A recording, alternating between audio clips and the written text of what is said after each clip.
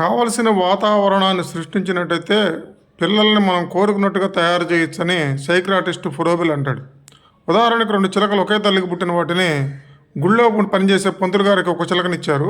మాంసం అమ్మేవాడికి ఒక చిలకనిచ్చారు. కొన్ని రోజులు గడిచిన తర్వాత ఒక వ్యక్తి పంతులు గారింటికి వెళ్ళాడు. వెళ్తే ఆ చిలక అంటుందన్నమాట, రండి రండి రండి దయచేయండి, తమరి రాక మాకెంతో సంతోషం సుమండి, నమస్కారం అండి అని చిలక పలుకులు పలుకుతుంది. అదే వ్యక్తి మాంసం కుట్టోడి ఇంటికి వెళ్తే, ఎవడో వచ్చాడు చూడండిరా, నరకండి అండి, ముక్కలు ముక్కలు చేయండి, అమ్మి పాడండి, మన పనికొత్తాడని చూడండి అంటుంది.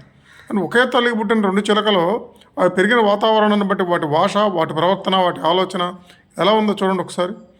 అలాగే పిల్లల్ని మనం బాగా చదివించాలంటే మనం ఉండే వీధిలో బాగా చదువుకున్న వాళ్ళు, మన చుట్టూ ఉన్న పిల్లలు బాగా చదువుకునే మంచి స్కూల్కి వెళ్ళే పిల్లలు, మంచి నడవడి కలిగినట్టు కుటుంబాలు ఉంటే పిల్లల యొక్క ఆలోచన కూడా పక్కన వాళ్ళు చదువుకోవాలని, మంచి నడవడి కలిగి ఉండాలని, మంచి భాష మాట్లాడాలని ఉంటుంది.